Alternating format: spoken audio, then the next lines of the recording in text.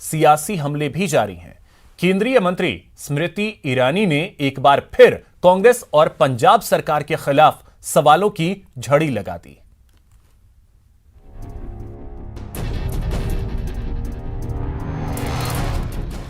Supreme court ने बनाई 4 सदस्यों वाली कमेटी।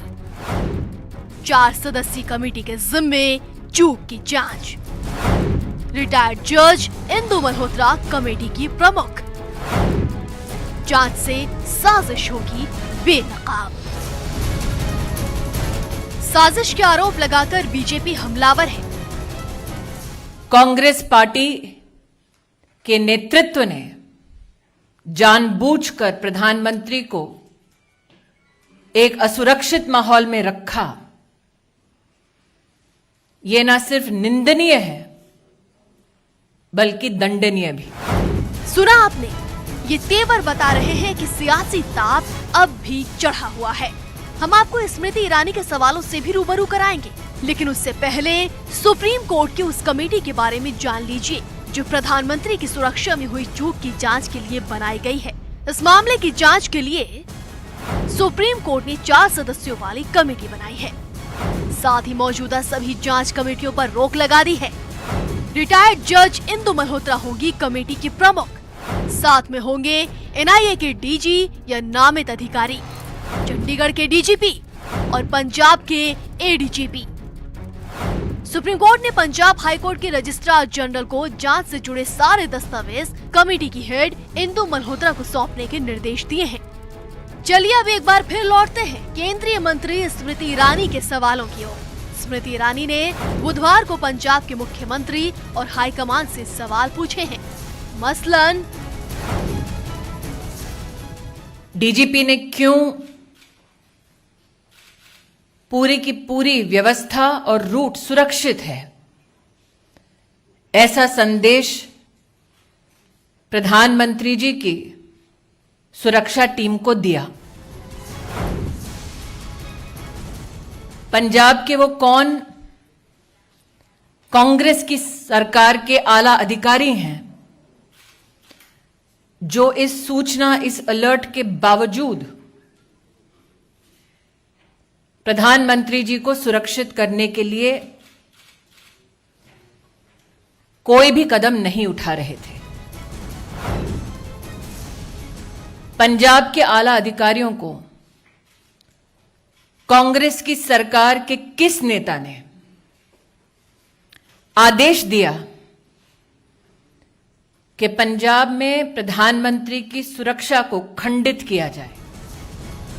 दरअसल पिछले हफ्ते ही पंजाब के दौरे पर गए प्रधानमंत्री की सुरक्षा में भारी चूक हुई थी। प्रधानमंत्री को फिरोजपुर के रास्ते में शहीद स्मारक जाते वक्त प्यारे आना गांव में 20 मिनट तक इंतजार के बाद वापस लौटना पड़ा था। जहां ये घटना हुई वो जगह पाकिस्तान से महज कुछ ही किलोमीटर की दूरी पर है। Bureau report, news 18 network. और अब बात चीन के साथ चल रहे सीमा विवाद की, जिसको सुलझाने के लिए बातचीत का दौर जारी है। सुनिए आर्मी चीफ एमएम नरवणे ने इस मामले को लेकर क्या कहा है। Situation is stable and under control. As I mentioned, that talks are underway, and while the talks are underway, there is always hope that through dialogue we will be able to resolve our differences. What happens and whether a situation escalates or not is very difficult to foretell or to predict. But with whatever we have done so far, we are in a position to meet whatever is thrown at us in the future. And of that, I can assure you very confidently. And war is always, or conflict is always an instrument of last resort. But if resorted to, we will come out victorious. अब बात करते हैं अलवर के निर्भया कांड की। अब तक police के हाथ पूरी तरीके से खाली हैं। 30 घंटे बीत चुके हैं, लेकिन किसी की इस मामले में गिरफ्तारी नहीं हुई है। आपको बता दें कि पुलिस ने एसआईटी का गठन किया है और आपको बता दें कि आईजी जयपुर रेंज उन्होंने खुद घटनास्थल पर जाकर के वहां का जायजा लिया, वहां पहुंचे वो। और इसके अलावा जयपुर से फॉरेंसिक टीम को भी मौके पे बुलाया गया। फॉरेंसिक टीम ने भी कई साक्ष्य जुटाए हैं। इसके अलावा चिकित्सा मंत्री ने कहा है कि इलाज में किसी तरीके की कोई कमी नहीं आने दी जाएगी।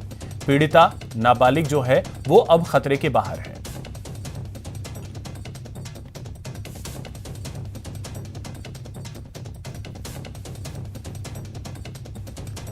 तो अलवर में दिल्ली के निर्भया कांड जैसा दिल दहला देने वाला एक मामला सामने आया है। पुलिस ने इस मामले में सख्त कार्रवाई करते हुए छानबीन शुरू कर दी है। जयपुर रेंज आईजी ने अलवर पहुंचकर मौके का मुआयना किया। इस दौरान फॉरेंसिक टीम भी मौके पर पहुंची और कई साक्ष्य जुटाए।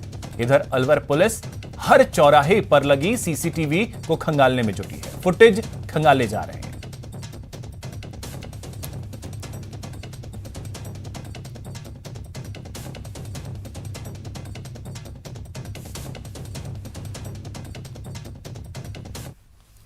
वहीं दूसरी तरफ चिकित्सा मंत्री जेके लोन अस्पताल पहुंचे। मामले पर प्रसादी लाल मीणा का बयान भी सामने आया है।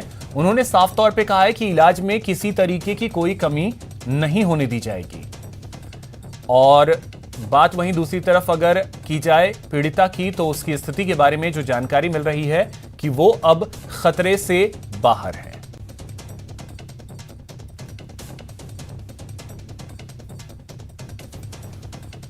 ऐसी घटना बड़ी दुखदायी थी।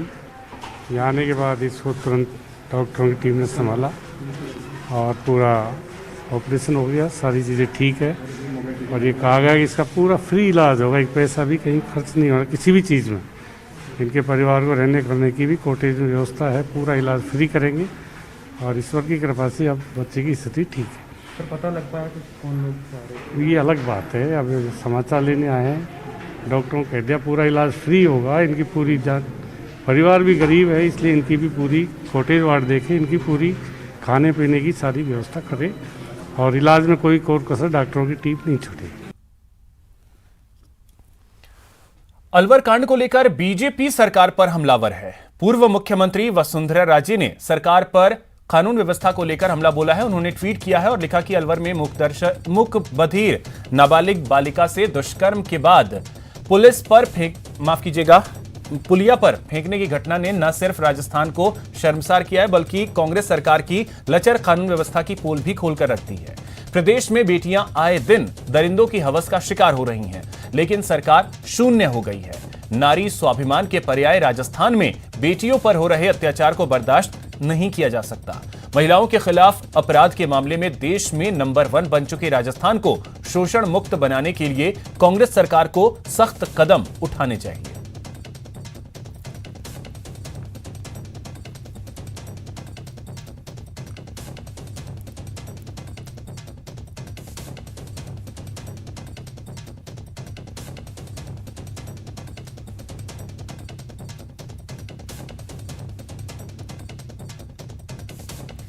वहीं आपको बता दें कि सतीश पूनिया ने भी कांग्रेस सरकार पर जमकर हमला बोला है। उन्होंने ट्वीट कर लिखा है कि अलवर में नाबालिग के गैंगरेप की घटना विभत्स है और मानवता को शर्मसार करने वाली है।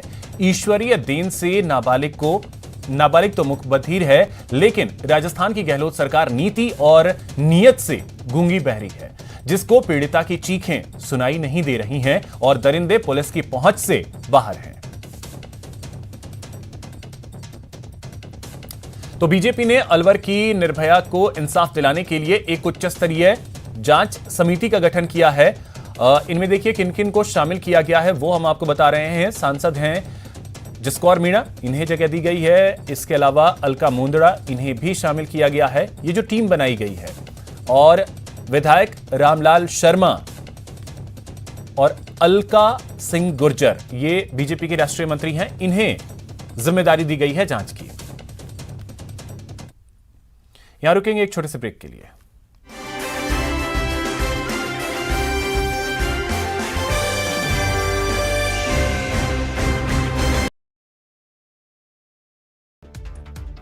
प्रदेश के जलदाय मंत्री डॉक्टर महेश जोशी राज्यपाल कलराज मिश्र से मिलने राजभवन पहुंचे।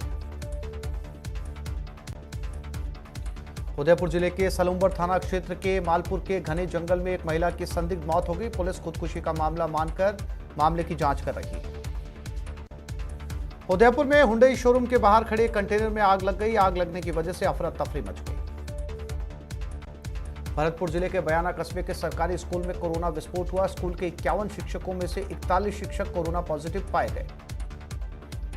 जयपुर के शाहपुरा में मवेशियों से भरा एक कैंटर बेकाबू होकर पलट गया। कैंटर में 26 मवेशी ठूस ठूस कर भरे गए थे। इन सभी को अवैध रूप से यूपी ले जाया जा रहा था। कोटा की बोरखेड़ा थाना पुलिस ने 9 लाख की अफीम के साथ 2 तस्करों को गिरफ्तार किया। पुलिस ने स्कॉर्पियो सवार आरोपियों से 204 किलो अफीम बरामद की है। जोधपुर में नई गाइडलाइन की पालना कराने के लिए collector Indrajeet Singh, Jodhpur police commissioner जोन्स मोहन सहित दूसरे अधिकारी सड़कों पर निकले और आमजन से अपने सभी काम 8 बजे तक पूरा कर घर पहुंचने की अपील की। सीकर जिले में मौसम का मिजाज एक बार फिर से बदल गया। घने बादल छाने की वजह से मावठ के आसार बन गए। आगजनी और सुरक्षा से संबंधित बचाव के उपायों के प्रति जागरूकता लाने के लिए कोटा मंडल में एक सेमिनार आयोजित की गई। सीकर जिले में कोरोना की रफ्तार बेकाबू है। लगातार कोरोना के केसेस बढ़ते जा रहे हैं, लेकिन फिर भी लोग सरकार की गाइडलाइन को मानने के लिए तैयार नहीं। पोखरण शहर में कोरोना वायरस को लेकर स्थानीय प्रशासन एक्शन में है। प्रशासन ने लापरवाह लोगों का चालान काटा। कोरोना को देखते हुए सीकर जिले में स्वास्थ्य विभाग अलर्ट मोड पर है। स्वास्थ्य विभाग ने जिले के डेडिकेटेड कोविड सेंटरों को फिर से शुरू करने की तैयारी कर ली है। कोटा में ऑटो में सवार युवक को जेब कतरों ने निशाना बनाया। इनके पास से जेब कतरों ने 12,500 रुपए पार कर लिए। इस वारदात को 2 जेब कतरों ने अंजाम दिया और इन शातिरों से ऑटो वाला भी मिला हुआ था। पीड़ित ने गुमानपुरा थाने में अपनी शिकायत दर्ज करवाई। मामला दर्ज कर पुलिस बदमाशों की तलाश में जुट गई। टोंक जिले के पचेवरा थाना इलाके में खेत में काम करने के दौरान गोली लगने से किसान की मौत हो गई। नीलगायों को भगाने के लिए फायर किया गया था, लेकिन अंधेरा होने से गोली किसान को लगी। पुलिस ने आरोपी को भी पकड़ लिया। खेड़ा कुंभोलाव के रहने वाले मृतक किसान की कोरोना रिपोर्ट भी पॉजिटिव आई है। राजसमंद जिले की देवगढ़ पुलिस ने 2 बड़ी कार्रवाई की, जहां पुलिस ने नवंबर महीने में पिस्तौल दिखाकर मोबाइल लूटने के मामले में झाकड़ा देवगढ़ निवासी सुरेश गुर्जर को गिरफ्तार किया। वहीं कच्ची बस्ती देवगढ़ निवासी जाकिर उर्फ पूजा को वाहनों में चढ़कर पैसे वसूलने के आरोप में गिरफ्तार किया। बारा में राष्ट्रीय पक्षी मोर का शिकार करते 2 शिकारी पुलिस के हत्थे चढ़े। पुलिस ने दोनों के पास से मृत मोर और मोर के मृत बच्चे 1 नर टिटहरी को बरामद किया है। कोटपुतली, चाकसू, रेनवाल बस्ती समेत जयपुर ग्रामीण के कई इलाकों में सुबह धुंध छाई रही। 2 दिन पहले बरसात के बाद कोहरे का असर देखने को मिला है। सादुलपुर क्षेत्र में सर्दी का कहर बरकरार है। घने कोहरे की वजह से वाहनों की रफ्तार थम गई। पीएम मोदी ने युवा महोत्सव का उद्घाटन किया। इस दौरान पीएम ने कहा कि भारत युवाओं का देश है और हर बार देश के युवाओं ने कमाल किया है। पंजाब में पीएम की सुरक्षा में चूक मामले में सुप्रीम फैसला। कोर्ट ने 4 सदस्यीय कमेटी का गठन किया। पूर्व जस्टिस इंदु मल्होत्रा के नेतृत्व में समिति जांच करेगी। चूरू में 35 साल की महिला से कार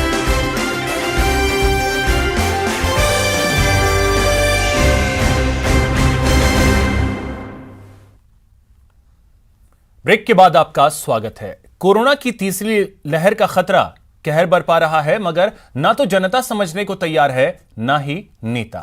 कद्दावर मंत्रियों से लेकर विधायक तक कोरोना गाइडलाइंस की धज्जियां उड़ा रहे हैं। ऐसे में सवाल है कि ऐसी लापरवाही के साथ कैसे जीतेंगे कोरोना से जंग। देखिए बाबूलाल धायल की एक्सक्लूसिव रिपोर्ट।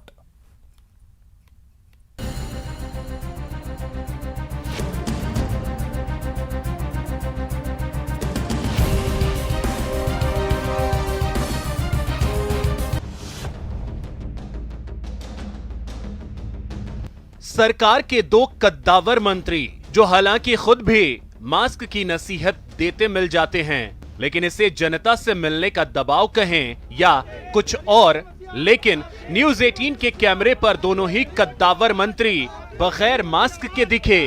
पहली तस्वीर प्रताप सिंह खाचरियावास के आवास की है, जहां भीड़ से घिरे मंत्री जी को मास्क की याद तब आई जब उन्हें ये याद दिलाई गई। तो दूसरी तस्वीर जलदाय मंत्री महेश जोशी की है, जो गाड़ी में बगैर मास्क के दिखे, लेकिन मास्क के बाबत पूछने पर मास्क ढूंढते नजर आए। हालांकि दोनों ही मंत्री जी ने माना कि जनता से मिलने के दबाव में ऐसा कभी हो जाता है। भाव क्या हो जाते हैं, उतार ही देते हैं। मैं तो खुद ही गलतियां कर देता हूँ, इसलिए सावधान रहने की कोशिश करता हूँ।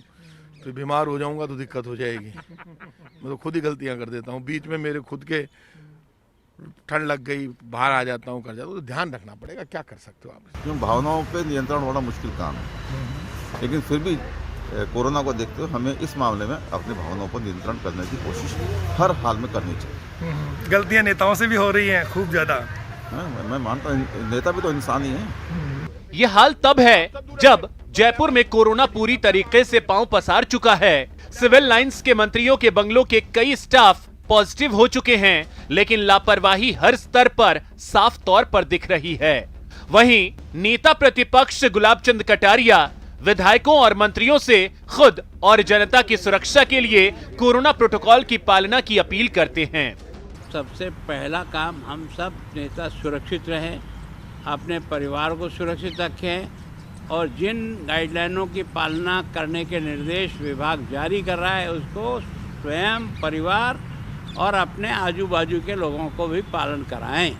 कोरोना राजधानी में नित नए रिकॉर्ड बना रहा है, मगर डर सिर्फ उनको है जो या तो खुद पॉजिटिव हो गए हैं या जिनके परिवार में कोई संक्रमित हुआ है। बाकी जगह कमोबेश हाल ऐसा ही है।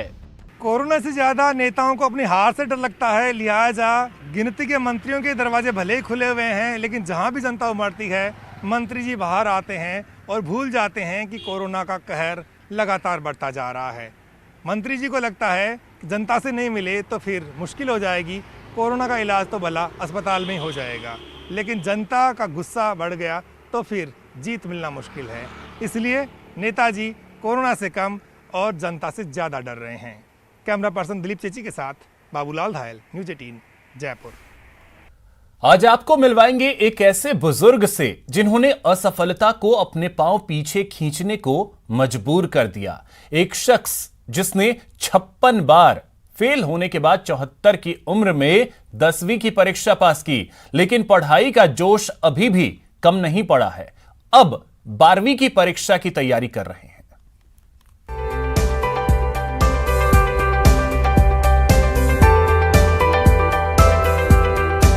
पढ़ाई के लिए कोई उम्र नहीं होती, ये सब कुछ साबित कर दिया है जालौर के 77 साल की उम्र के हुकुमदास वैष्णव ने। इन्होंने 10वीं पास करने के लिए लगातार 1962 से 56 बार एग्जाम दिया और 57वीं बार है वो 10वीं पास कर चुके हैं। ऐसे में अब 12th पास करने के लिए जो है उन्होंने अब आवेदन किया स्टेट ओपन से, और उनकी जो उम्र है वो भी 70 से पार हो चुकी है। बुजुर्ग ने अपनी पेंशन की जो राशि है उससे आवेदन की फीस भरी है।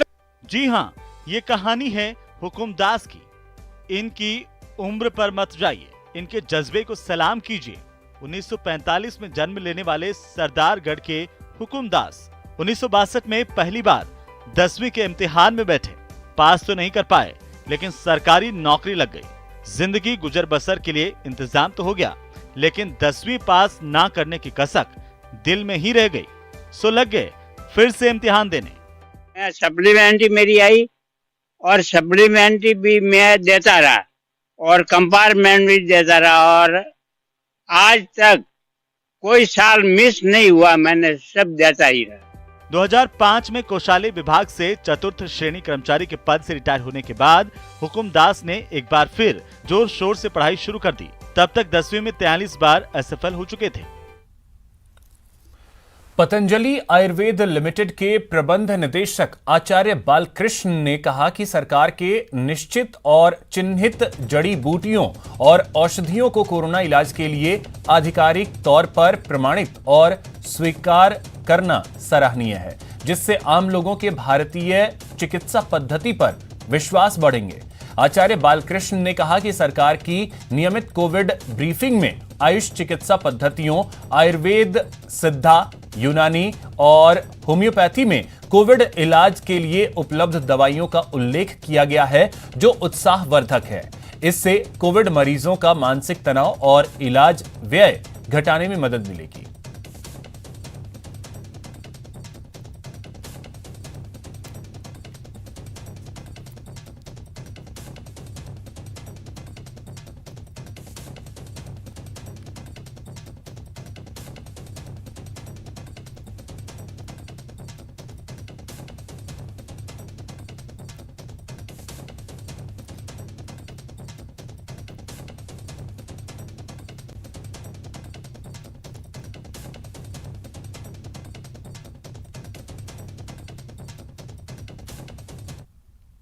चलिए अब देखते हैं क्राइम टॉप 10।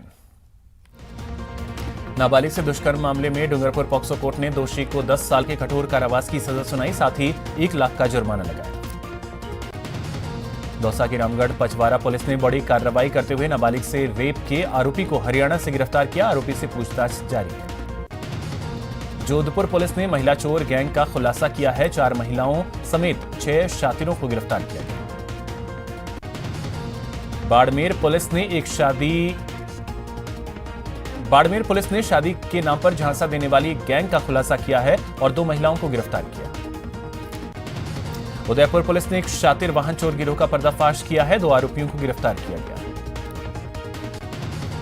टोंक में एसीबी ने मालपुरा नगरपालिका में कार्रवाई की और चेयरमैन के नजदीकी ठेकेदार और संविदाकर्मी को ट्रैप किया। सीकर में सड़क पर साइड को लेकर 2 युवकों में जमकर मारपीट हुई। स्थानीय लोगों के बीच बचाव के बाद मामला शांत हुआ। राजसमंद पुलिस ने अंतरराज्यीय बकरा चोर गिरोह का खुलासा करते हुए एक आरोपी को गिरफ्तार किया। झालावाड़ के डग में एक शातिर ठग ने खाद्य व्यापारी को निशाना बनाया और 70,000 रुपए लेकर फरार हो गया। राजसमंद में भीम थाना पुलिस ने फायरिंग करने वाले एक युवक को गिरफ्तार किया है। फिलहाल इतना ही। नमस्कार।